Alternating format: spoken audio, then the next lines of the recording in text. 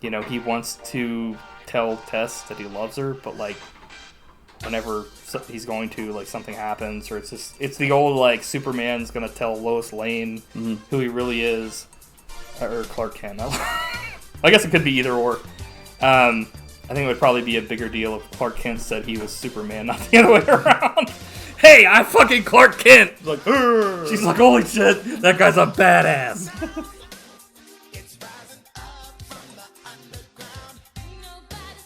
Hello. Hello.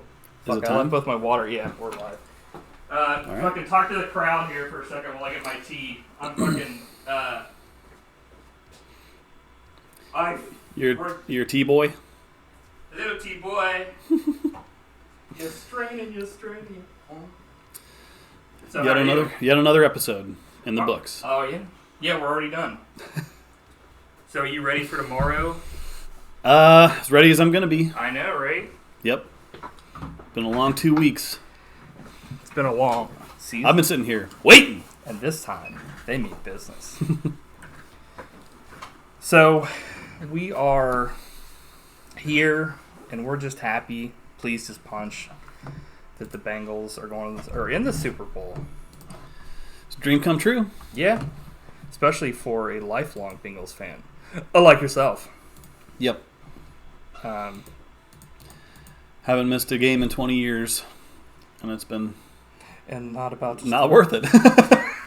Well, it'll all be worth it tomorrow. Yeah. So do you have any well wishes or anything specific to say to your fellow Bengals lifelong fans out there? I know we've got plenty of people that watch this show that are Bengals fans, not just our friends, but well wishers. And No, it's been a dream come true, and it's going to be a tough game, I think, but you never know. Tough competition, but that doesn't mean shit. But we're still wishing for a win. Give it a smooch. Yeah, I think I still feel like the guy in that picture you sent. Like every time you ask me, I'm just like, I can't believe this is happening. Yeah, because there's a picture that I saw online of like two people going down like I guess a log flume, and one of them's like a kid like having fun, and the other one's like horrified. And it's like Matt's the horrified person because he's still like in shock that this is actually happening, and I'm like kind of the new. I mean, I've heard him talk about Bengals since I've known him and stuff, but this is the first time I've kind of been actually like invested. Yeah. In fact, you could call me a fair weather fan. Actually, I don't know. I don't know if I don't know. I don't really like not watch. I just kind of like. Yeah. I've actually been. I think it's kind of hard to be invested when like when the first couple of games of the season would be like, oh yeah, you're getting reamed, and then like you hear all this horrible shit about people being arrested off the field, and it's like, okay, dude, this sucks. Get your shit together. But that's all behind us. Yeah. So this week we've got two wonderful films for you. Well, I don't know about wonderful films. One's a TV show, and I'm not sure about wonderful. We've got My Mother the Car and Dick Tracy, and these films both have a connection. Besides the one that I randomly, made up last time about a car, that actually both the Jerry Van Dyke's brother is in Dick Tracy, Dick Van Dyke. Two dicks in one movie. But Jerry Van Dyke dicks in one dick movie is the star of My Mother the Car. I planned it all along. I know. Not really. Oh, it's total coincidence. So I actually looked at the thing, and like next week is going to be the buddy pick, and then it's like my weekly pick. But the way it's set up now, you're going to get a Matt week another Matt week. Yeah, it's set on a schedule every third week now. All right. So what we're going to do is we're going to keep that, but we're going to like do some finagling so that it'll go Matt week, buddy pick, and then Mike week. That sounds good. So that way we can control both on 1 week. I think that'd be a fun thing. We'll be completely at the mercy of the other person. Yeah, I don't know. It may not be a good thing, but we'll find out. Yeah. We only have ourselves to blame. What are we doing here? I got thrown off because of the explanation to the Buddy Boys Nation. So now it's time. I'm like, oh, Matt, where's the nerd news for my launch? There you have it. Well done. What do you have this week? This is pretty exciting news. It's something I've been waiting for. I've been sitting here waiting. But there's going to be a remake of the movie Firestarter. I'm a Firestarter. Which, that's not the exciting part. Like, I've never seen Firestarter. Yeah, I don't really know. Nor do I care. What is that? I think it's based off a Stephen King book. It's like Carrie, but yeah. Somebody starts fires. Yeah. Well, Pixar said who day. The cool news is John Carpenter's doing the score. Dude, okay. Which, why hasn't he been doing that for years? You know, scoring other. Literally, he's just been smoking weed and playing video games. Right, watching basketball. Yeah, I think he's kind of like gotten back into the creative process. Yeah, it's like he's done the scores for the 2 Halloween reboots, and but it's like, I think this will be the first time he's scoring someone else's movie. Well, that's not true, because he did Halloween 3. Well, that's not true. but yeah, I mean, I hope this is a trend of like him scoring a bunch of movies, because he's a master. He's scoring, and we're winning.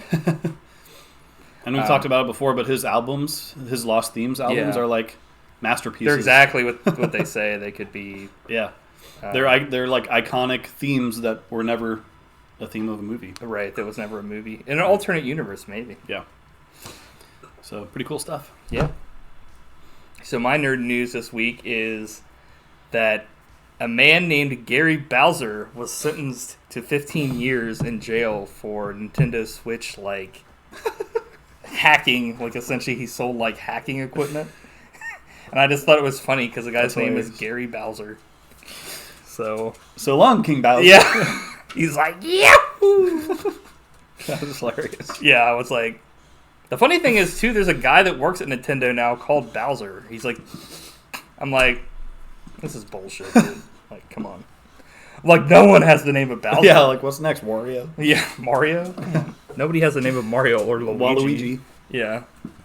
There's no way. Well, I'm sure, I would say there probably is somebody now named Waluigi, because I'm sure somebody that played those games named their kid that, but, like, naturally occurring Waluigis probably don't exist in the wild. Yeah. He's a running wild Waluigi. He's like, wah. So now, do you have a tale for our buddy Taylz or no? I don't this week. Okay. Sorry, I'm just doing some research No, to you're see fine. if anyone's Good. actually named Waluigi. Keep up the good work here on the Buddy Boys Nation. Wait a minute. So Waluigi's not his real name, the character? What? I didn't know that. Waluigi, born Jimmy Papadopoulos, is Luigi's rival. That's got to be some bullshit somebody put on Jimmy the internet. Papadopoulos.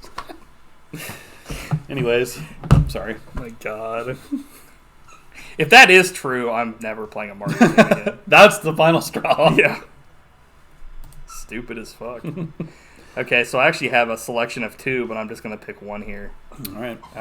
Let's see here. So, I don't know if I should tell the LAN party story or if I should tell the story about my mom calling a friend's house and talking to the... Yeah, that's a classic. Which one? Your mom kicking tarps. Actually, that's a third story. Oh, okay. That's what I was thinking. Well, that's pretty much the story for that one. But she's gonna watch this and be like, "God damn." There's nothing wrong with it. It's just sad and funny. Yeah, it's funny because I wasn't dead yet. No shit, true. I'll tell the LAN party story because it's like it antithesis my stupidity in one entire story. So, if anybody doesn't know what, like, there's probably not a lot of people that watch this that don't know what a LAN party story is, but for the cases of the story, I'm at least going to explain what it is. It's pretty much the same thing as a lemon party.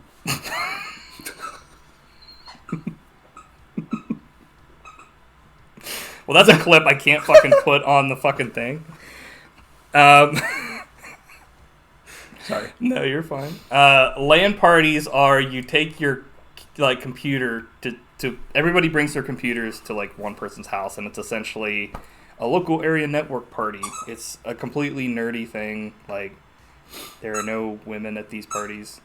Not that back in the day there were really any women at any of the parties we went to. But it's essentially, instead of like, this is kind of like, even before, like even after the internet, people still would do this, get together and just kind of, it's mainly just to chill while you're all in the same room and kind of like playing computer games and stuff. But, so this one was specifically at a friend's house where he lived downtown. I almost slipped. And his place probably like 20, 30 minutes or maybe less, depending on traffic or more, from where I live. And so I get down there and I'm setting everything up, keyboard, mouse, monitor, and then I look to plug everything in, and I forgot the fucking tower. So I brought everything but the tower, so I had to I called my brother Trav, which he's cadet. He's been on the podcast before, and he's nominated films, and I say, hey Trav, can you fucking bring my tower? Have you left yet? And he was just like, why? And I was like, because I brought everything but the actual computer to a LAN party. And he was like, you're an idiot. So, yeah. Kind of need that. Yeah. I don't know, maybe that wasn't as funny as I thought it was going to be. That's funny. I think my telling of stories sometimes isn't as good as I think it's going to be. Well, we'll wait till the kick and tarp story, and maybe that'll Oh, Jesus. Woo! Haha, yeah. So I guess before we move on, I know we've retired this, and I never even switched it over to Bloody Taylz. I'm an idiot.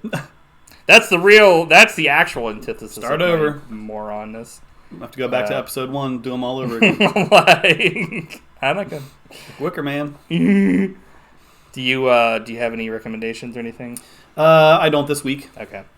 I'm sure we'll bring it back someday. Yeah, that's cool. I mean, like I said, it will be a segment that if we have any ideas, we can definitely bring them in and stuff like that. I mean, if anything, we could also ask people what they think and be like, hey, do you recommend anything? So, not that we can recommend it, I guess, but so this time in this channel, it's going to be episode 58, and we're talking about weird watches. My Mother the Car. Weird watches. True. So, yeah. Why? This was your pick. Why did I do it? So what's this is another one you said that your dad had told you about. I used to talk about it. Can you believe there was a show called My Mother the Car, which was about just that? I did a lot of research into this, more than I probably should have, and it really shocked me that somebody actually brought this up, that this was one of the ones that they deemed was good enough to go on. What else was brought up that wasn't? People were probably wondering what the hell we're talking about, but essentially it's what it sounds like. It's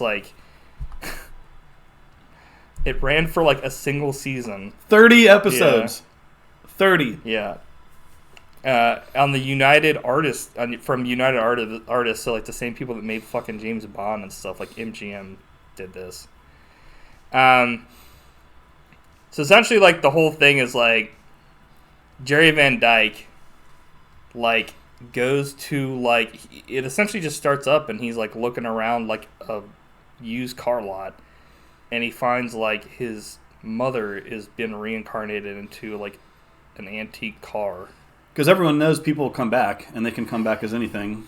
Yeah, I actually even a man-eating alligator. Everybody knows in the Second Life. Everybody knows. This is the theme song for the show. Everybody. That's probably the most preposterous things about this whole thing. So this is a completely different world. Most people would kill to be treated like a god. This is even more outrageous than that. I mean, that is true, though. Yeah, that's true.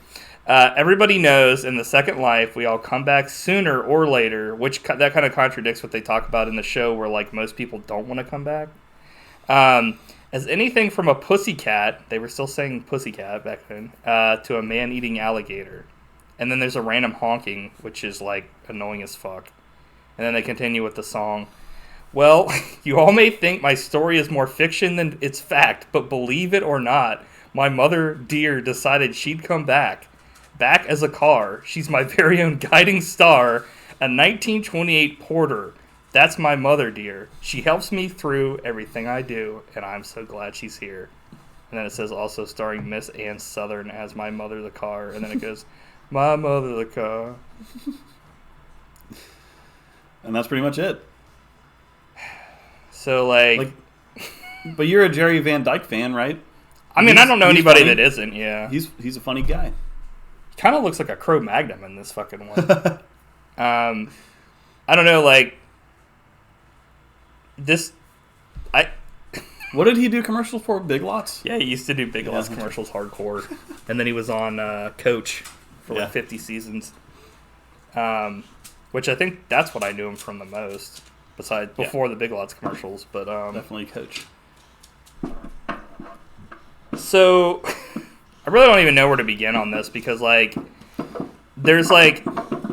It's not exactly like the worst... I mean, it is like a goofy premise... But it's kind of like, you know, it could have been something possibly, but it was along the lines of like those shows back in the day, like where like somebody had a secret and they didn't want you to find out about it, but like dialed to 11 because like in something like Bewitched or I Dream of Jeannie, a lot of times like problems could have been solved by the person, like the witch or the genie, like. It's the whole sitcom trope. But in this one, like, if there was no car, there would be no problems. Like, he's not, like, destitute. He's not down on his luck. He has, like, a wife, a house, and 2 kids. Like, he has the fucking American dream. And then his, like, mother reincarnates as this shitty-looking car. And she only talks to him, and, like, his family thinks he's crazy. Like, she creates the problems. So I don't, like, that right off the bat, I was like, this is annoying as hell. Yeah.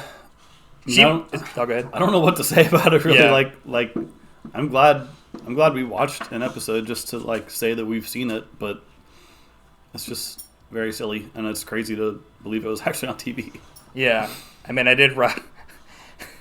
I wrote a fucking tirade here. I have a tirade, too, about the ending, or more of a question, really. Yeah. But, well, go ahead. So at the end, I didn't understand what happened, because like there's a dude who wants to buy his car, right? And he's I didn't write this note down, but I thought the exact same thing. It was like incompetent because like what was the trick? So there's like a bidding war for this car. He's not going to sell it, obviously, because it's his mother. But like his mother tells him just up the price because he offered this, but then he offered more. So if you just keep upping it. So he does. And then his wife is, like, wanting to fuck him, essentially. She's, like, all over him after that because she thought he was an idiot. And then once he, like, takes the deal and he says, not for sale, it's like everything's fixed, and I don't get it. He didn't take the deal. He said no. Well, no, he said, that's what I said. He said, he said, like, he said as soon as he takes the deal, like, he's going to, like, you know, up the price. You know, he denied him, and then she was like, "You're great." But and then he's like, very clever." I was like, "What do you mean clever? You told him you would accept his offer, and then he gave you the offer, and then you said no." Yeah, I feel like there was a joke here that was like missing. Yeah, something was weird. So it'd be like, okay, so Matt's bidding on something, and he keeps wanting to say he wants to buy something I have, and I'm like, no, I don't want to sell it, and like. You know, my other friend is like, just sell it, you know. He'll never go higher. He'll never go to $1,500. And I'm like, he will. You know, $1,500. Nuh-uh, and then you're like, $1,500. Which also, that was extortion because they literally locked him in the garage till he agreed to it. But then it would be like, then you would tell me. And then I say, I'll accept $1,500. Yeah. And I'm like, okay, here you go. And then I say no. Very clever. Yeah. Like, what? No, it's not. This makes no sense. And then that would get the respect of my friend for no reason. My other friend was like, when did you become so shrewd? What? So shrewd would be taking the money, not denying the shit ton of money for this crappy car. All right. I'm glad I wasn't the only one who... I didn't understand. Like, that was probably more... That was more unbelievable than the car. The car talking. I was like, what the fuck? It was more baffling. Well, especially now because cars can talk. Well, that's true. It's just like... But, so... going back to my tirade, I have here... So she doesn't want to be found out as a talking car, thinking that she'll be shipped off to the Smithsonian. And I'm like, where do I begin with this shit? Like, her own son... I'm so fucking flabbergasted here. Is being tortured because of her. All she would have to do is fucking say something, and this show just sucks dick. Because it's literally it's not a random person. Like, she's not like, I don't want to be found out and shipped off. He's not ever going to do that. So why the fuck wouldn't she say something to, like, the wife and the kids? Because they'd be like, oh my god, it's your mother. And the kids would be like, grandma. But instead it's like, I can't tell anybody. I don't want to be fucking sold down the river. It is stupid. I think that's the thing that's, yeah. But it's not worth getting into it. Upset. It's too late. I was like watching it and I was grinding my teeth. Also, one of these last lines, no offense, mother, there would never be any problems if you hadn't come back. And I'm like, thank you, fucking Jerry Van Dyke. Yeah. Thank you. Yep. Also, they play the theme 3 times in this episode, and there's 2 times where they literally just show off the car while he's driving, and it's like, dude, it's not that great of a car. It's cool, but it's like, come on. Also, you have to put this much filler in the pilot? Like, yeah. How bad is the rest of it going to be? It's so shocking that so many episodes were made of this. Like, this is the premise, and this is everything that ever needs to be done with it. Yeah. That's crazy. So, like I said, MGM United and James, or not James Bond, but... essentially they could have this be a tie-in with the next James Bond if they wanted to. I hope they do. He could be the next car. Or she should be, not him. Jerry Van Dyke's the car. He's like, ah! Yeah, I'm trying to see if there... I don't really think there's really much more that I can say about this. I don't know. I think this guy, like the guy that was like the Mancini guy that was trying to buy the car, I think he was probably like a famous... comedian at the time or something, because they were like, he was kind of a big deal in the first episode, which is called Come Honk My Horn. Also, this is like the first show, which this was the only kind of positive I'll give this show, besides Jerry Van Dyke being in it, is this is the first time I've seen a show where if, like, someone has a secret and they wanted to like tell someone instantly. Because he wants to like tell his wife and his kids instantly, and his mom's like, nope, it'll ruin the marriage. And I'm like his mom is like the devil in this fucking show. She's evil. Also, like, he was like, Mom, you died back in 1930 something or whatever, and it's like, this came out in like the 70s, the 60s. So his mom's been dead for what, like 30 years? It's like, did she die when she was like 30? She sounds like super young. Maybe it's like Anakin in Star Wars. You can come back as a younger version if you really give a shit, or if they don't like redo it, you come back as an old puppet. So a puppet. Yeah, I don't know. Yeah, it was like you said. It was definitely worth watching. To like just say we watched it, but I mean. This is definitely not like the worst thing I've ever watched, but it's definitely just like, if they had put even any extra time into it, it could have been like the next Mr. Ed. Like, it could have actually been something, I feel like. But they had to rely on the don't tell anybody shit, and if they hadn't done that, that would have been actually like, holy shit. Like, yeah, the hook could have been something completely different, He could have actually had problems. Instead, they were like, this guy's perfect. He has no problems, and the mother shows up and makes all the problems. It's like... What? Stupid. But it was interesting. Yeah. Definitely. What was the other show? Oh, yeah, you said your dad had talked about Lancelot Link. Secret Chimp. Yeah. I don't know which one's more crazy. At least one's for kids. This one is for, I guess, idiots. Like me. So yeah, watch it on YouTube. Yeah, that was another plus. Didn't have to like buy anything. It was like essentially... Yeah, thank God. Yeah, and it's actually like all the episodes are just in the quality they were in. It wasn't like when I tried to watch Manimal and it was like you either had a good version in Spanish or you had a fucking shitty version in English that had like some weird like white light on it. Or you could have bought it, which I wasn't going to do. Okay, so you ready to move on to the main topic here? Richard Tracy. Yeah. Dick. So let's talk about Dick Tracy. Let's talk about sex. So Dick Tracy, 1990 American action crime comedy film based on the 1930s comic strip character of the same name created by Chester Gould. And Warren Beatty's like a fucking... he's like a triple threat in this because he produced it, directed it, and starred in this. Was like... Warren Beatty's like the old school Nick Cage where he essentially just... Or Tom Cruise where he essentially like would... I guess like he did like what they do now where he like... will, produce and star and shit, which is, I think that's the dream. Yeah. So you can have control. But whose supporting cast includes, actually, we will get into that in a minute. So Dick Tracy depicts the detective's romantic relationships with Breathless Mahoney and Tess Trueheart, as well as his conflicts with crime boss Alphonse Big Boy Caprice and his henchmen. Tracy also begins fostering a young street urchin named Kid. So let's go down the cast here because it's like a rogues gallery of like badasses. Yeah, it's crazy.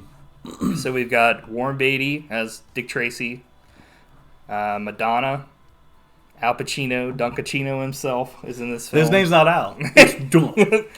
It's not Al anymore. It's Dunk. Oh man. Maybe. He's like, yeah. Pull me back in with hazelnut too. Caramel. I know it was you.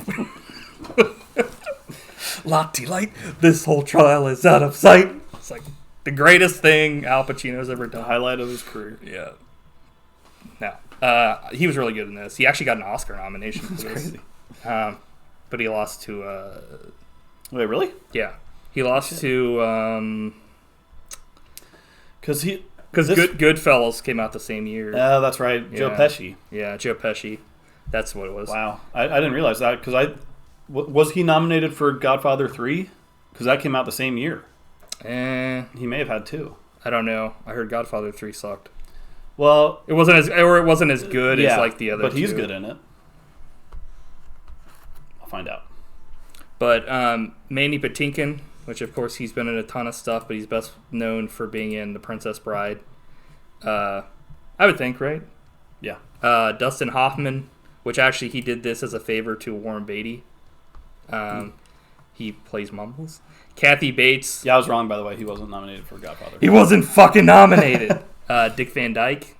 Catherine O'Hara, which, fun fact about that, the person that played Kid, it was actually going to be Macaulay Culkin, but he decided to do Home Alone instead that year. Oh, wow. Which probably in the long run was a way better choice, but it would have been better to have, I feel like.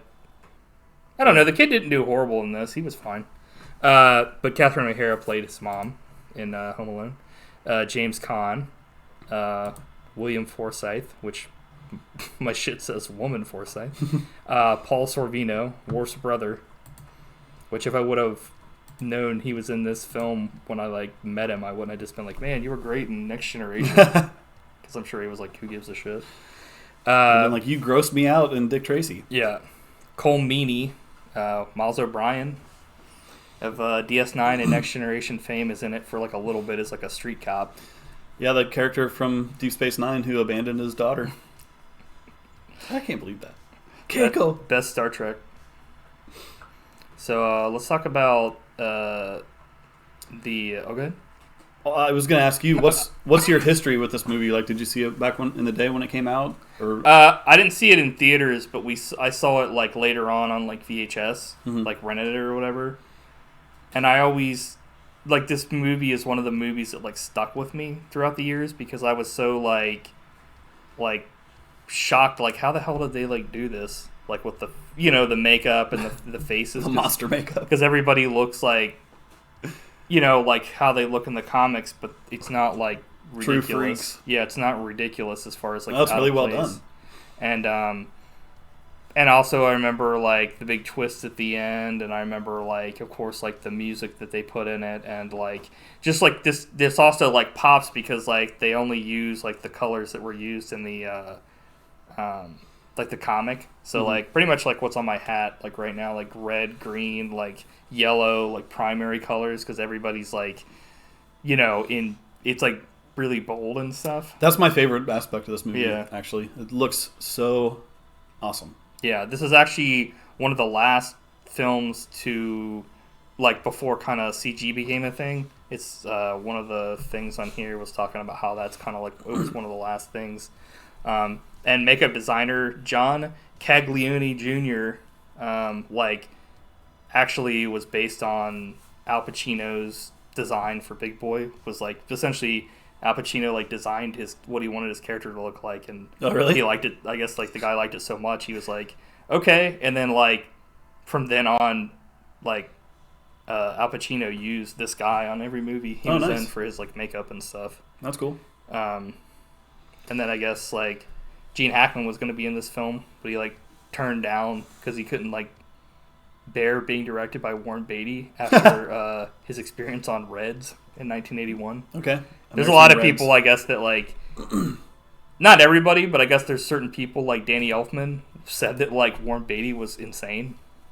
Which, to me, I'm like, that's kind of fucked up if he thinks he's insane. Coming from... And he's like he's a Hollywood legend. And he's like also, like, a perfectionist, too. Yeah, so it's one like... of the most powerful people, too. Yeah. And so, like, I'm sure he's very eccentric.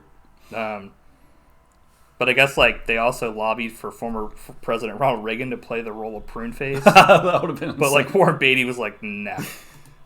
But that... Go ahead. I was just going to say, this movie was huge back when it came out. Oh, yeah, dude. It was like... Yeah. It was like the year after Batman. Yeah, exactly. And it was like, if you like Batman, yeah, just wait until you see Dick Tracy. And it was like the pretty hype much, was... yeah. I mean, this is essentially like the third Batman Keaton film, but with Dick Tracy instead, because it's like it's definitely not as like as far as colors go, it's not as like gothic and dark, but it's definitely got that same feel to it, because Gotham in that version is the same thing as, like, it's modern era, but it's got that Art Deco, like, look of, like, you know, of this time period, which is, like, my personal favorite version of Gotham and stuff, and of Batman. And it's just, like, it's dark in its own right, because people are getting killed, and it's, like, you know, of course there's no, like, I don't think there's any blood, but they're just getting shot and stuff, and it's, like... yeah, there's tons of, like, machine gun massacres. Yeah, so, like, there's all kinds of, like, I guess Martin Scorsese was going to direct at one point, but he, like, made Goodfellas instead, like, and the reason why he hired what's-his-face to do the music, Danny Elfman, is because he worked on Batman the year prior, and he was like, dude, get in here and do this shit. And that's going to be one of my complaints, is, like, Danny Elfman basically just did the Batman score over again. I mean, he does that for every movie. I know, so, but this was really bad, like, very... I think he did, like... self-plagiarism. He did. Doesn't he do the theme in the Spider-Man films, like the '90s or not '90s, 2000s? Yeah. And, like, well, that's the thing. Is, like, whenever so many. Whenever you listen to any of his shit, a lot of it sounds so similar. You're like, oh my god, dude. I mean, there's a difference between, like, people having, like, a distinct style and, like, doing what they do. Like, John Carpenter definitely has, like, he usually relies heavily on synthesizers and stuff like that. And, like, you can definitely tell, but, like, yeah, like, if you listen to, like, you know, the music from Halloween, or, like, the music from, like, I don't know, like, a different movie he's done. Darkness. Yeah, it would be completely different. And, like, it wouldn't be the same song, but this is very similar to, like, Batman, and like, it's almost like the exact... I mean, there's definitely enough stuff in this that's different. Like, they have, like, musical numbers and stuff, and they have, like, other things that are different. But yeah, like, some of the, like, just ambiance when people are like Dick Tracy's running down the bad guys. It's like dun dun dun dun. Dun. I mean, it's not, but it sounds really similar. I think it's like the same sound, same instrumentation, and everything. It's like, dude, come on. Dude, he was actually, like, talking about, he's like, this is one of the last films to, like, put, like, music over sound effects. Fuck nowadays movies. And I was like, okay, like Danny Elfman was like flipping out about it. It's just like, is that true? Well, it's also his opinion. Like, but I guess this is like what I was saying earlier. This is one of the last films to be made with paintings as backgrounds, which you can tell it's so. I mean, it's essentially like looking into a comic strip and like, or like if you're watching like a theater thing, because there's a part in this where like some dude's getting beat up in a shack and it's like moving side to side, and it's like, it's so awesome.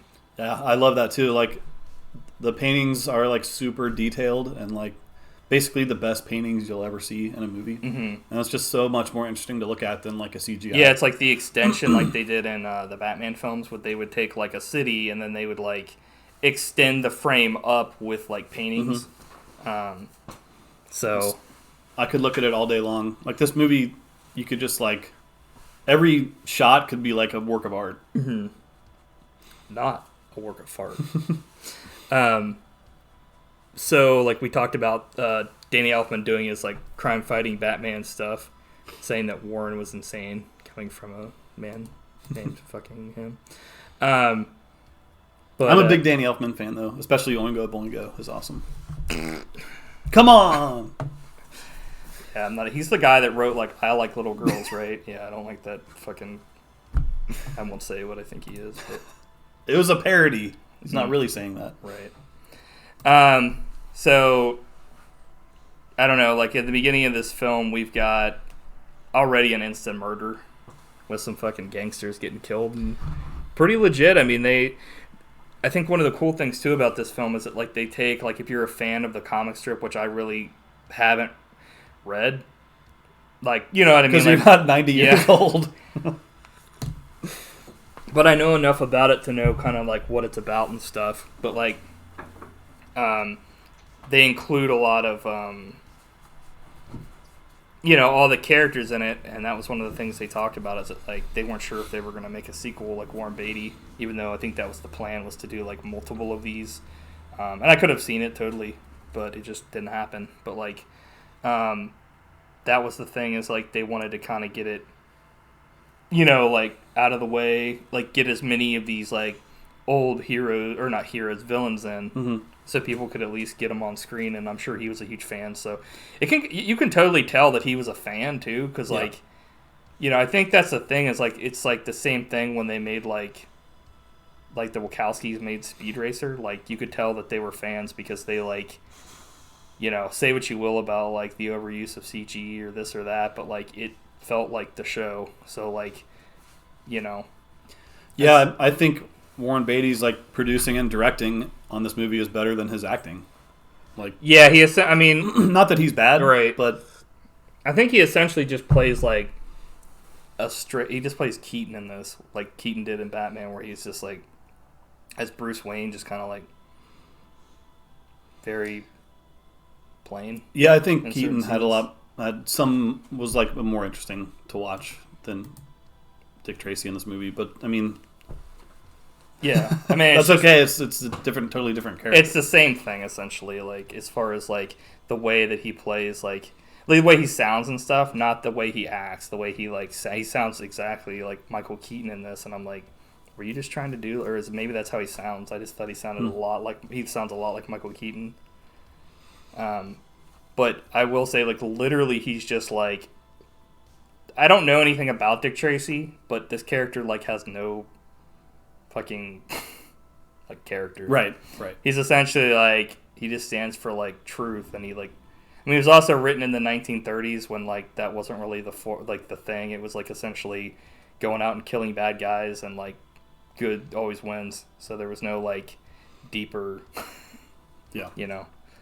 So like, he was essentially like, what's his name from Dragnet, fucking, just the facts, ma'am, kind of thing. Yeah. It's like, and I think like I like this movie a lot. I don't love it, and I was disappointed back when it came out, because like I didn't like it as much as Batman, but that's the only thing that really holds it back, is like Dick Tracy's kind of there's nothing to him. Yeah. Which is fine. That's kind of what it is, though. I mean, it is what it is. I mean, that's kind of what the character is. So it's, I don't know. Um, and really, I was just like, this movie in high def I'd never seen before. Yeah. So, like, I was so blown away by how awesome it looked. Like, yeah, I didn't care my about eyes this. were like fucked up for the first little bit because it was so like, what the fuck? It like, looked so awesome. Like, I didn't Yeah. even care about the story or what was happening. I just couldn't believe, like, how it was like a masterpiece visually. Matt's got no notes. He actually didn't watch the film. He was just like, I was. for like an hour. It looks so awesome. So this one dude, it's called not Little Face. His name's Big Head. He's called Little Face, but he should be called Big Head. Well, But I think the reason that I think it's because of the way it's shot. Right. Because the way that it's supposed this to be is shot, his face is like, it's a kid's face inside a normal guy's head's prosthetic, but they shoot it so close that you only see the head, like the round head. Mm-hmm. So, like, essentially, it literally just looks like a face in a head, but you can't see anything else. So there's no size relation. It's like, but he gets reamed right away. So yeah, I love the villains. They're all like super. there's like two deformed Odos freaks. in this fucking film, fucking Prune Face and like Ghastly Man or whatever the fuck his name was. But like, one of the greatest lines in any film is when Tracy's just walking in and some random dude off screen says, "Whoever they are, they're all dead." And I go, "What?" It's like, okay. Also, Flat Top somehow like uses a fucking Tommy gun to write "Eat Lead Tracy" on it on the wall. It's like he's like super talented with that. I'm like, Tommy gun has like 1,000 bullets in it. yeah. Also, like, when he comes out and shoots at Tracy at the end, he totally whiffs him, so maybe he sucks. Yeah. It's like, okay. Really? What'd you think about Dick Tracy? Who's your favorite of all the freaks? The freaks and geeks. I don't know. I mean, I feel like the person besides, like, Al Pacino that gets the most, like, time that I can think of is probably, I mean, like, Flat Top, a lot of them don't really say a lot besides, like, the main, like Al Pacino. I mean, Flat Top is legit, and Prune Face is cool because he actually, like, talks quite a bit to a degree. Yeah. Some of them are literally just there and never say a thing. Corey wants attention. Mumbles is my favorite. Oh, He's yeah. so funny, dude. Like, Dustin Hoffman. Well, that's the It's shame. like better than Rain Man. That's the shame about this, though, is that, like, literally, I kind of forgot about him because he's in, like, 2 scenes in this film. So funny. I think, like, that goes along with, like, what they say about, like, or what was said about, like, Warren Beatty. He did a favor to Warren Beatty to kind of just be in this as a small thing because he's definitely he's a big linchpin for the story, but as far as, like, he's no Captain Hook in fucking, like, Hook, where he's, like, one of the main guys, I don't know why that was the first thing I thought of, but, like, as far as character acting goes, that's another big thing for me is, like, him as Hook, obviously. Yeah. That reminds me, so there's 3 movies that, like, all from about the same time that feature, like, some of the most horrific deaths. So it started with Roger Rabbit with the bath. Yeah. Then you have Dick Tracy with the dip. Yeah. And then Dick Tracy with the bath, and then Hook with the box. Yeah. Like, those screwed me up as a kid. Each one of them. Also, there's a lot of, like... Not the bath. Big boy, not the bath. A lot of... Which is essentially, it's not a bath. It's just he drowns the dude. Which I guess... They cover him in cement and drop him in the ocean. What's the point of the cement? It's not like you put him in a box, he's going to be able to get out. He's like, Houdini here. Also, like, the cement's not going to dry so quick. Right. But that's beside the point. I guess what I was going to say is, like, what's the deal with fucking every movie from this time period, the bad guy at the end falls to their death? Right. Joker, fucking this guy, Big Boy, the guy at the end of Turtles 3 fucking falls to his fucking death. You say Die Hard? Die Hard, yeah. It's just like, because it's always like, it's like their own fault too. It's like the even though like Dick Tracy in this kills a bunch of dudes, so it's not like Batman. Well, even like back in Batman, he kills a bunch of dudes, but I guess for whatever reason they wanted to make it seem like he fucking did it himself in. Like, okay. But it was like essentially like there's so much in common with like this and Batman. It's just Batman is.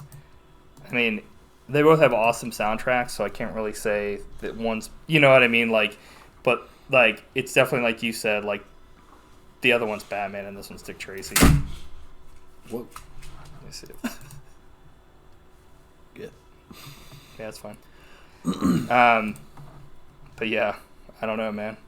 But I think a big get for this was Madonna, because if it had Madonna, like, I mean, because the other one has Prince, right. So at least they've got like that going for him, and she definitely like brought a lot to the table with like musical stuff. Yeah, were you a fan of her in this movie? Yeah, I mean, yeah, she's fine. Yeah, like, I mean, I think it's easier to act than it is to sing, personally. So like, if you know how to sing, you're already performing on stage a lot, so yeah. I mean, she's like, I think by your logic, and I kind of agree, she's probably better than Warren Beatty's Dick Tracy, but I don't think it's Warren Beatty's problem. I think it's because Dick Tracy as a character is just literally like, he's just a detective, and he has no qualities other than he has a girlfriend, and like he kind of shows a little bit here and there, but like essentially in the comics he's just drawn with his eyes closed all the time, and he's got a big chin, and he's like, you know, fucking Scruff McGruff. Yeah. Like, you know, there has to be a straight man in this movie because everyone else is so outlandish. Like, yeah, they're like, hey. He's like, I'm the straight man. I like Madonna in this movie, and she has like one of the filthiest lines I've ever heard in a movie, especially a kids movie. What is it? She brings Dick Tracy. Dick Crazy. She brings his dick to Crazy Town. Yeah, probably because they were going out at the time. Or yeah, married, that is true. Or dating. Yeah, there was something going on. Which I saw. Speaking, there's this documentary, Madonna, Truth or Dare. Have you ever seen that? Yeah, where he's in it. Yeah, and he's like wearing the cuckold's horns, dude. Well, because he was saying that like he didn't really want to be in it, and he was like, but she was like, he's just like sitting in the corner. Yeah, because he was like, I'm old and lame. Yeah, he's like, who? She's like, who said that I wanted you in it? And then he was like, okay, I'll be in it. And it's like she fucking played him like a fiddle. But she brings Dick Tracy ice cream, and she says, it's fresh peach. You better eat it right away. It's starting to run a little. See, when she said that, I didn't get it because I didn't see the ice cream. So I was like, what? So it's also like, what are the odds that both she brought ice cream and he's getting ice cream from Tess? Like, what? This movie, that's bullshit. That's the craziest part of this. It probably is, honestly. If you think about it, because there's nothing else crazy in this film. Right? Correct. Ah. So, yeah, we got all kinds of shit going on. A dude slurping on oysters. Yeah. Big mouth. That was so gross. Yeah, that was. It's funny because, like, I've now had oysters, but before, the first time I saw this, I hadn't. Yeah, I was going to ask what your stance was on oysters. Well, I mean, we've had them a couple. You've taken, you know, when we've gone out and stuff. You were like, like when we've, you know, hung out and stuff. Like we went to places now, like that have had oysters, and I remember you got some, and like you've had them before and stuff, and I never had them, and I tried them, and they're fine as an appetizer. I would definitely not order them for dinner and just eat a fuck ton like this guy was. Like, they're very salty and like they're very like they're gross. Sea tasting. Yeah. So they're gross. It's like eating like it's kind of like eating like gack or something. Mm-hmm. It's like, I don't know. Unless you've had an oyster, it's like unlike anything else because it's literally just like eating a slimy piece of salt. Yeah. To a degree. I mean, it's not.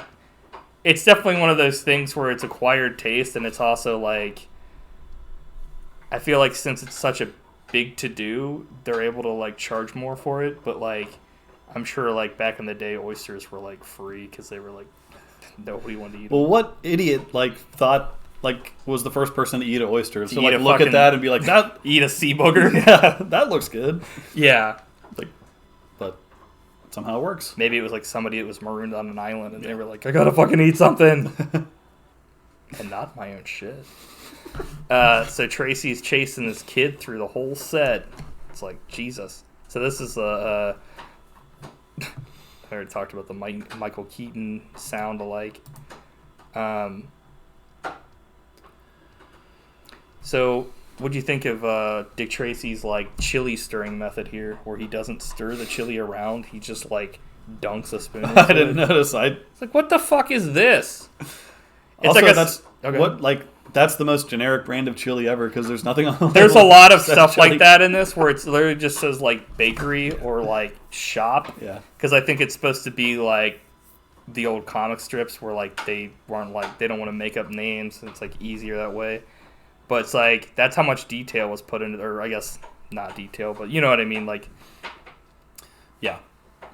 I don't want to eat any canned chili unless it's dude, he eats a fuck ton of chili in this film, and I'm like, dude, he's and he looks super light. He's not like fat, so I'm like, dude, this guy's lying. He's fucking lying. So yeah, Dustin Hoffman, we already talked about, had another awesome performance in this film. Yeah, he's definitely a highlight for me. Dunkachino is directing Madonna. So we need to talk about Dunkachino in this movie. Because it's nuts what he does. He's also like insane because like towards the end of the film he just talks to himself when like with the hostage, and it's like I almost wonder if that wasn't even like in the script. He's just like, I didn't want to do this, but I got to do it. Now you're a part of it, and I'm like, huh? This has to be the most over the top performance By Al Pacino, by anyone ever. Like, I don't think I would say that. Nick Cage lives. well, maybe. But Nick it's Cage so is like the most over the top performer of all time. he goes so far over the top in this, but like that's a good thing. Like it's the perfect movie to go. Especially towards the end. I mean, it makes sense because he's pretty like reserved for some of this. Some of these, well, that dancing scene. He's like, well, I mean, yeah, because like he's gonna. That makes totally sense outrageous. though because Dick Tracy's in jail. I'd be celebrating too, but like he really starts to crack once they're like literally all fucked at the end. But yeah. I do have a line here that says Al Pacino is flipping out on the girls, which is like he's beating the fuck out of them. But he does so much spanking in this movie. Yeah, he's like spanks left and right. I think all the dudes are kind of like that though. Like Lips probably like fucking hit the girls too at some point because like Madonna thinks she's getting a good deal by trading up from Lips to him, and then it's just like the same shit. It's just like a different person. Also, like, I was like, is there a scene where like that's missing in this film? Because like when they're interrogating him and he walks out, Mumbles like isn't wearing pants, and they like never explain that. I didn't notice, but probably he's just like holding them, and I'm like, what the fuck is going on? Apparently, I think that probably is true because like Warren Beatty said there's like a 2-hour and something version of this movie. Oh, wow. Disney made him cut it down like a shit ton. Probably for the best. Maybe. You never know. True. Unless they release it. And then we won't watch it again. Release the Snyder cut of Dick Tracy. Dick. I had to switch the name of fucking this podcast on Twitch to Duck Tracy because Dick violates the Oh, really? Even though they'll let fucking people like essentially wear nothing on like, you know, hot tub streams. So fuck you, Twitch. Oh. Censoring us. We can't be censored. We'll go to YouTube and be censored there. So this kid keeps asking when do we eat, and I'm like, the soundtrack is just so fitting. Soundtrack is really good in this film too. It drives the movie. I feel like that's kind of like a huge thing with this and Batman as well. It's like, you know, you get the soundtrack and it's an experience on its own too. It's like, you know, back when soundtracks were experiences on their own and not just a compilation of like the songs that just came out recently that they just threw into a fucking movie. Hodgepodge because the director or the editor liked it. It's like, okay. I'm not the biggest fan of the kid in this movie. The whole kid thing kind of is boring. I mean, I disagree, but only because I feel like this probably could have been better if it was a different actor playing the kid. Yeah, maybe. But like, I don't feel like he takes anything away. Like, it adds kind of heart to like Tracy's character to a degree. That's true, and it also gives Tess Trueheart stuff to do. It kind of like makes them. I like Tess Trueheart in this movie a lot. Yeah, She's I think really it kind of like brings them together, which is nice. Like, because they were already going out, but like Dick Tracy's essentially so quiet. He's kind of like a Lucas McCain character from The Rifleman, where he doesn't fucking talk ever about his feelings. So it's like, you know, he wants to tell Tess that he loves her, but like whenever he's going to, like, something happens, or it's the old, like, Superman's gonna tell Lois Lane who he really is, or Clark Kent. I guess it could be either or. I think it would probably be a bigger deal if Clark Kent said he was Superman, not the other way around. Hey, I'm fucking Clark Kent! She's like, Urgh. She's like, holy shit, that guy's a badass. But Madonna was being a Jezebel in this film. That's true. Not true. When's your day off? Sunday? It's a big world. It must be Sunday somewhere. I'm like, impossible. Unless it's Monday or Saturday, you idiot. That was Madonna, and I was like, fuck off. Wrong. Get her. He'll kill you. So this is an actual thing that I had to look up, but at 36 minutes and 53 seconds in this film, when you see Warren Beatty jump to the light post off the thing, he bonks his fucking face full force on the thing, because that was actually him. Dude. And he's like that. I missed that too. You always catch all the good stuff. Like, I need to go back and rewatch it. I don't know why. He pulled a Rob Schneider. Maybe because I'm like, I take super detailed notes, and not like I need to, but like, I feel like if I do, then we have, certain things we can discuss or just bring up.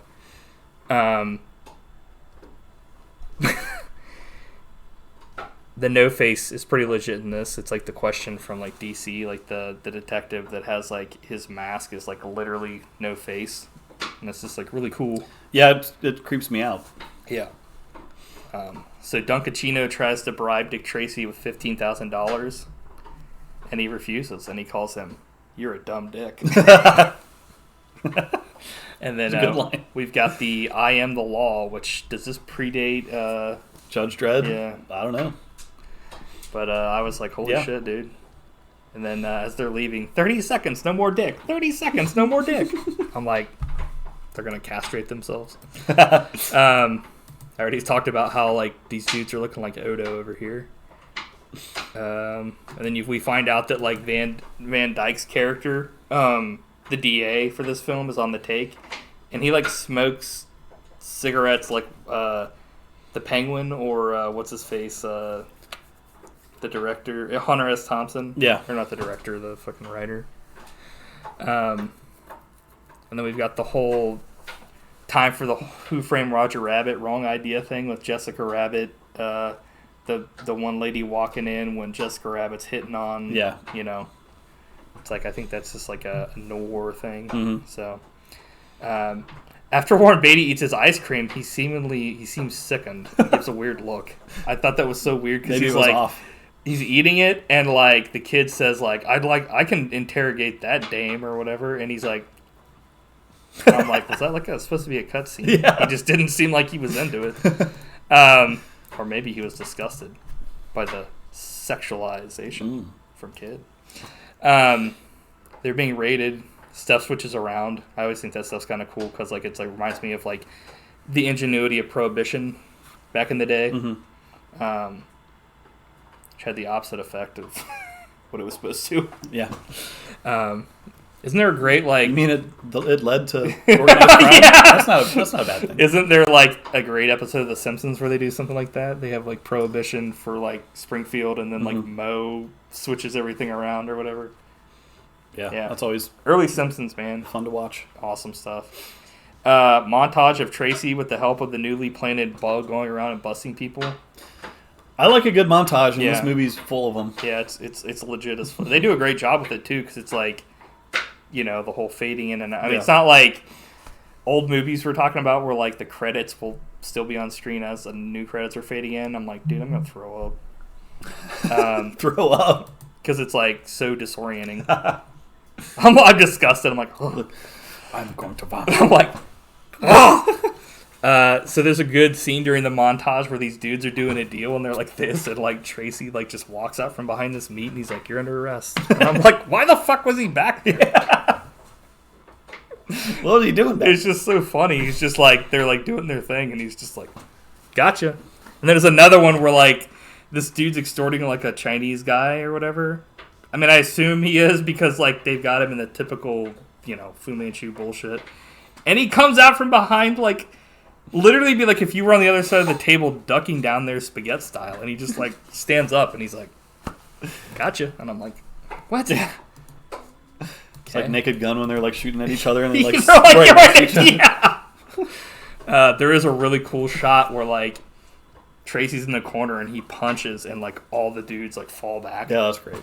Really good stuff. Yeah, it's like and they find the bug because the dumbass guy listening drops his coffee through the hole, and like they're like, oh.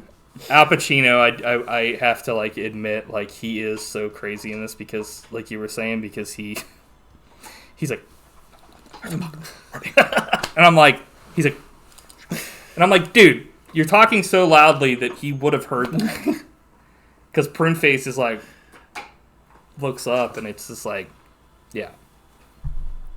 And then we're at the down point of the movie though, because Tess is leaving. That was, yeah. Do you think Al Pacino deserved his Oscar? Yes. Yeah, I do for too. Sure.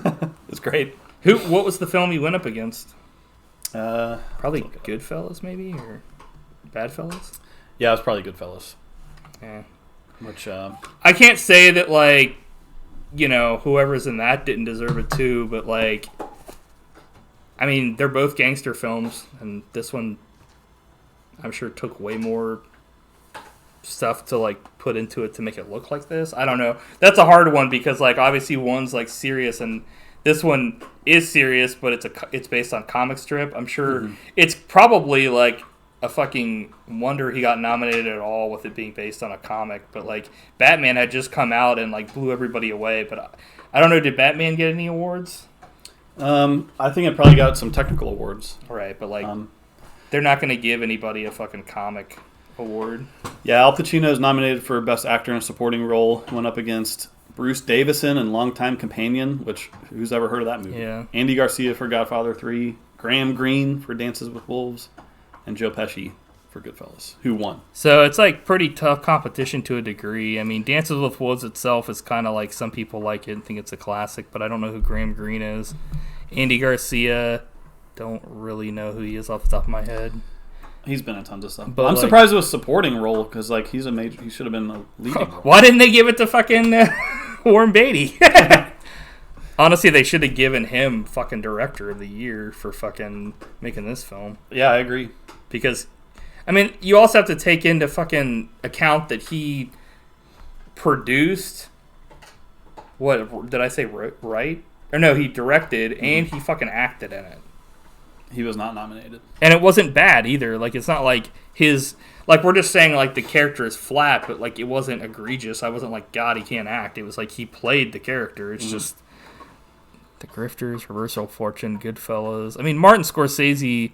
How the fuck did Martin Scorsese lose to fucking Kevin Costner? Yeah, it's one of the biggest all-time, like, misses. Fuck-ups? Yeah. Holy shit, Francis Ford Coppola, too. I mean, it is The Godfather Part 3, but it's still Francis Ford Coppola. Yeah. I guess you have to judge it on its work, not the director, but, like, I like Kevin Costner a lot, but, like... I think Dances with Wolves is fine, but, like, Goodfellas is one of the best movies of all time. I think that movie has a huge reputation for, like, being huge and sweeping the Oscars and all this other shit, but, like, it's kind of like The Last Samurai, where it's like... Well, that's why they gave Martin Scorsese the Oscar for... Or wait, that's the last of the Mohicans. Never mind. No. I think Dances with Wolves is like the original Ferngully. Yeah. What were you saying? Sorry. They gave him the Oscar for The Departed, which wasn't even that good, as like a makeup. Well, they do that shit all the time. Like fucking Leonardo DiCaprio should have won an Oscar years ago, but they gave it for The Revenant. Yeah, with like his worst performance. Where he gets like raped by a bear for 20 years, and then same thing with. I've done my impression of my Revenant. He's like, before. yeah, we're like, ah! Yeah, but like Gary Oldman is like the same thing. He got an Oscar for playing Winston Churchill, and no one gave a fuck about his worst performance. What's also ever. like, who gives a fuck about a movie about Winston Churchill for the 50th time? I saw it. Did you? It was not good. It was embarrassing. Well, it's also like, it's a fucking history movie. There's 50 billion fucking World War II films. Who gives a shit? All the people that are like into that are probably going to be dead soon anyway, so who cares? But anyway, Gary Oldman, he's been in way better. I mean, his performances have been way better in other movies. He does a droopy dog impression in that movie. Yeah, but droopy dog. But it's like he hasn't been in the greatest shit all the time. But it doesn't matter. You should base it on the work of the actor, not the film itself. I mean, if that was the case, then no one from Godfather 3 should have even been nominated. Yeah. So it's just stupid. It's all about popularity too. The Professional with Jean Reno. No, I've heard it was awesome. Gary Oldman in that movie is like one of the best performances. That's the way you say that. You can say that about any movie he's ever been. Like Lost in Space. That movie sucks, but he was great in that. True. What else was? Like he's really, really good in what's it called? Fifth Element. Like he's awesome in Harry Potter. He's never been in a movie where I thought he was bad, except for like the one he won the Oscar for. I don't know. The Oscars are a fucking joke anyway, because it's all a popularity contest. It's who can give people the most fucking gifts and suck their cock. It's not like it's not up to the people. It's up to the like committee of stuck-up assholes. I only care about the on cinema Oscar special. That one's funny because it's literally just like fucking around. It's comedy, but the real comedy is who wins. What are you talking about? Greg he can predict all the winners after the fact. Oh yeah. But after we went on that Oscar tangent, Christ. What was I saying here? Oh yeah, so like Tracy. Madonna wants to say him to say like, I'll do whatever you want. I'll confess, like I'll be somebody that'll like, pretty much she's like, I'll come forward and because I saw it, but you just have to tell me, you want me. And he's like, I love Tess, like that's what I like about this is that like he's not lying. Like it's got the noir thing where like he kisses another woman because that happens in every one of these because like they can't not move back and stop the woman. Right. They're like a wall and she like kisses it. But like he's able to essentially just be like, I love Tess and I'm true to her heart. That's true. I was gonna say not true. Not true. But it is true. But a little fact here is that Tess's mother, like in the one scene she's in, she plays Roseanne's mother. That's right. And I was trying to figure out where she was from, and I was like, she plays the mother that like essentially does anything for attention. Because I remember at one point she was like, I don't want to be insensitive by saying this, but I think in the show they made it come off like she wasn't actually lesbian, like she was trying to get attention. But then because Jackie was actually like a lesbian at one point. But I remember I used to watch the show all the time. But like, did you ever watch Roseanne or no? But anyway, like. And I don't know if her mother ended up being that for sure or not, but like, that was her character. But I remember her because she always, whenever she would show up, she would like piss everybody off because she was essentially like, you're doing everything wrong. And they were like essentially, they weren't like the perfect family, but they were like the Simpsons or the Flintstones. They were like the fam. It's like how a family is. They're like every family. Right. One by one, they do their personal bests. I look down, and I give it a 9.95.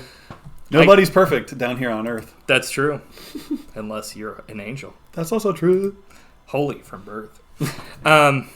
So he gets gassed, fucking Batman style. Yeah, Batman. Yeah, this movie is just like essentially like he was like, Dick Tracy would work really well with Batman. I'm like, yeah, that's probably where they got a lot of those ideas from. So might as well. Mm-hmm. Even though Batman was pretty early too, but not the modern take of Batman. Like the modern take of Batman is definitely different than like the original, or Anyway, so Van Dyke gets shot, and like in the shot, he takes like an actual pretty nasty bump. It looks like he like. I think that's one thing you have to say about like Dick Van Dyke is he's always been a great physical comedian and just in general physical stuff. Because even now, like. There's videos of him like every year going out and doing like the routine of like the street sweeper stuff from like Mary Poppins, and it's like, dude, this guy's like 1,000 years old. Have you ever seen his routine where he's like switches back and forth from being drunk to not being drunk? No. It's hilarious. Yeah, I bet it's legit as hell. Yeah. He did it like He's several awesome. times on the Dick Van Dyke Show, and it's really, really cool. He's becoming a dick. While he's driving his van. So Tracy got framed, Mini-Me. And I was like, holy shit. So Back in Business plays like as the mob guys pretty much get back into it. Tracy being in jail. So this isn't my original idea, so I don't want to take credit for this. But I want to bring it up because I tried to find where this was at, like where this was from. But like, I never noticed this till I was doing research about this. But like, I don't know if you noticed this, but like, almost, I think all the songs that are kind of like musical numbers and montages are from the villain's perspective. Because like when Dick Tracy goes on the busing montage, it's like a slow song, and then when like he's in jail and it's like super upbeat and happy, like Back in Business, like when he's in jail. And I was like, I never noticed that, but that's like really interesting. That's really like, cool. I didn't notice that. Which like they're definitely. It's funny because like Dick Tracy's the main character in this film, but like. The villains are just as much of a... I mean, like, in any good thing, you can't have a good hero without a good villain. Mm-hmm. Which I think is one of the reasons why I don't like some of the movies today. Marvel. I don't want to say it, but, like, it's just... Well, I think a lot of movies have had that problem where it's, like, they want to kill off a bad guy just to do it for the climax when they could just, like, capture him. So, but, like, yeah, like... I mean, in this movie it works because... You know, you could always come up with other bad guys. Because there's not anybody out there unless you said, like, they're 90 that are like, fucking they killed Big Boy. They killed Flat Top. No. He's not coming back for the sequel. So, like, what do you think about kid choosing to be called Dick Tracy Jr.? When I was a kid, I even thought that was kind of stupid, honestly. I mean, like... What's his face like? Dick Tracy kind of tears up about it because he's like taking this kid under his wing, and he's like, you know what I mean, like kind of like he's his son and stuff. Yeah. But like, then he's just like, "Can I be called Dick Tracy Jr.?" I'd be like, "Are you an idiot? You literally can't come up with any other name than that. You were called Kid for the longest time." He got his name from his Uncle Dick. Yeah. I'm wondering what this movie would have been like with Macaulay Culkin. We could have like bumped it up a whole letter grade. No, I agree. Yeah, I mean, no, like I don't know, shitting on this guy, but I don't think he really did anything after this. I could be wrong, but I'm not sure. He's probably like the president of the United States. Biden. He's riding Biden. He's somehow aged up past Warren Beatty. So one of the coolest things this is one of the things I remember about this. From back in the day when I watched it as a kid, was that like earlier in the film when they interrogate Mumbles, they like play this like tape recorder for him, and he's laughing. He's like, "Huh, you don't have shit on me," essentially. And they slow it down. And he's like, "Big Boy did it," and it's like Dustin Hoffman, and he's like starts crying, and it's like I remember because it was like so smart, and I was like, "Dude, like that's great." Dick Tracy is essentially like, I don't know. He had them all along, essentially. He was just waiting for the perfect time to, like, get them all. And then just an awesome thing here with Dustin Hoffman where he just flips it and he just talks normal. Mm-hmm. He's just, like, pretty much just sells everybody down the river. He's like, yeah, they're gambling. So as they're trying to, like, get away, did you see that Big Boy Dunkachino was slobbing on a cigar, like corn on a cob? He's like, and I'm like, why are you wetting it like that? Yeah. Stop. So we're getting to the end of this film. Can you believe it? Tracy jumps down the roof like freaking Batman to save his girlfriend, but then like they lock him in there and he's got really no way out. And I'm like, what the hell is this? Because then he like essentially makes his like his like partner or whatever the guy is jump and save, like get him out, and then he's just like, well, see you later, I'm gonna go in this film. It's like, yeah. I don't know, I thought that part was stupid, but it wasn't stupid to the point where I was like, this movie sucks. I was just kind of like, I was watching it and I was like, what was his plan? Because he like jumps down and then they just take her away and lock him. Maybe he didn't think it was like a door that could be locked, but at the same time, if she was being held captive, like, of course it would be. Like, I don't know. Anyway, so, like, all the gangsters get murdered hardcore, Bonnie and Clyde style. They, like, essentially drive out of a garage one by one just to be gunned down by, like, 50 dudes. Yeah. And, like, Flat Top has, like, a pretty legit death where he comes out and he's just like, fuck it, I'm dead. And he's, like, shooting, and then he misses every shot, and he gets reamed by Dick Tracy. I think Dick Tracy personally kills every single person that comes out of there. Because he's like flipping around like, it's like, good lord. They've also got another Batman thing here with the gears at the end of the fucking it's so film. similar to the end of Batman. And then fucking Big Boy falls to his death Joker style. Yep. And then we find out Madonna was Big Boy. No face. You're like, holy shit, he was Al Pacino. Dunk. She, like, takes off the mask, or they take off the mask, and it's her underneath there. She's doing some, like, voice thing or whatever, and it's like... She's like, Daddy, I'm dying. And they're like... but yeah, like, at the end of this film, in the most awkward but Norway, like, Tracy asks Tess to marry him by, like, giving her the ring as they're, like, running off to the next adventure. Like, Kid and him. Yeah. It's like... I don't know. What do you think about, like, Kid and him versus Indiana Jones and Short Round? I don't know. I think I would rather have Kid because at least it's not, like, I don't know, Short Round. Like, what the fuck is that? I don't even want to get into that. Like, good lord, man. Why? Yeah. Club Obi-Wan. Hang on, lady. We going for a ride. And I'm just like, just that line, it's like, Christ. We're going for a ride. I'm like, okay. So, what do you give this film? I'm going to go 7.95. Nice. Yeah. Just like really, Equalizer. Just like Equalizer. Really like it. Couple minor complaints, but, like, man, if you haven't seen this movie, you gotta have see a big TV, like, you'll be blown away. But if you don't have a big TV, don't watch it. It's a big TV, but it's like small face, where it's like the screen is that big, but the fucking TV is like huge as fuck. I have to give it a 9.95. Yeah, I like it a lot, and I've always liked it. It's just like it's like Batman for me, which we weren't doing ratings back then, like 9.95, but I'd probably also give Batman a 9.95. Yeah, I would too. It's just, I give that, like, that it's just that from that feeling of like 90s, it's like all these films, like, it was from a different era. It's like the last of their generation. Mm-hmm. Now it's all shit. No, it's not all shit.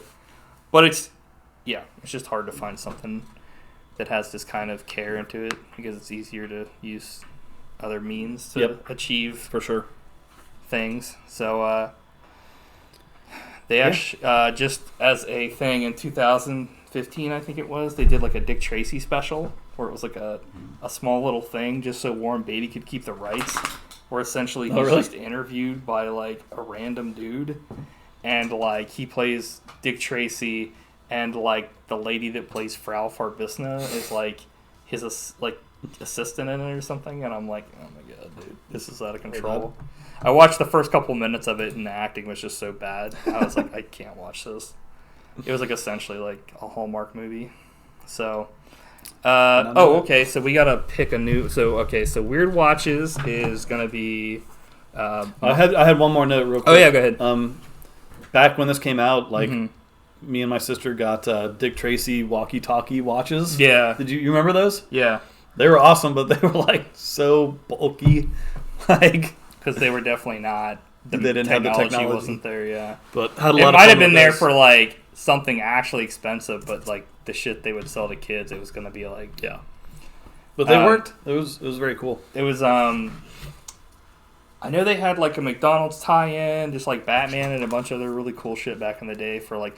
Because, like, I don't know, it was just like, the tie-ins back then were like epic. Now it's like, they don't do that anymore.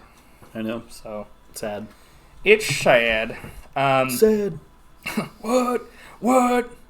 You stupid son of a bitch.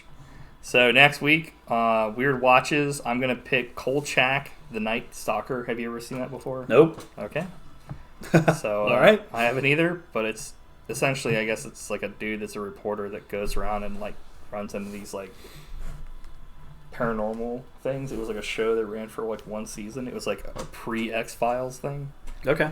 And then let me go ahead and pull up the Buddy Boys nominations or whatever, so you can pick a number. But I'm gonna turn it here so you don't know. You don't know what you've been told. It's like what? One pair of socks on Kenny, sir. That is fucking fantastic. Outstanding. You really fucked it up this time, didn't you? That is an ugly foot. It's like, Jesus. Okay, so go ahead and go all the way to hell. Pick a number through 22. One, no, wait, hold on. Sorry, my bad. It's my bad, not yours. You know what? Actually, I'm gonna like narrow this down a little bit more because like we've got so many from the beginning of the list that people have nominated from a long time ago. All right. So we're gonna do 1 through. Let's just do like 1 through 9. I'm doing it again. Number 9. Okay, we're doing Matt Trav's movie again. All right. A, C, or D? D. Okay, we're watching Django Unchained. All right. So, cool. Yeah. It's a good choice. Don't really know what to say, but we will watch it. And Have you seen it before? Oh, yeah. Oh, yeah! Oh, yeah. So, Kolchak the Night Killer, or Stalker. Jesus. He's a killer. And then Django Unchained. 2 movies that I'm sure have a ton in common. Yeah. So we will see you next week. I'm assuming it will be Saturday as well because I don't think there's anything else. Unless something comes up. The Super Duper Bowl. Super Nooper. The next Super Bowl is going to have a Tooper. So it's like the Super Oscars. Do you have anything else to say? Nope. That was another fun episode. Yeah, for sure. I'm glad that everybody tuned in, and this will be up on YouTube on Monday. So until next time. Yeah, until next time. Bye.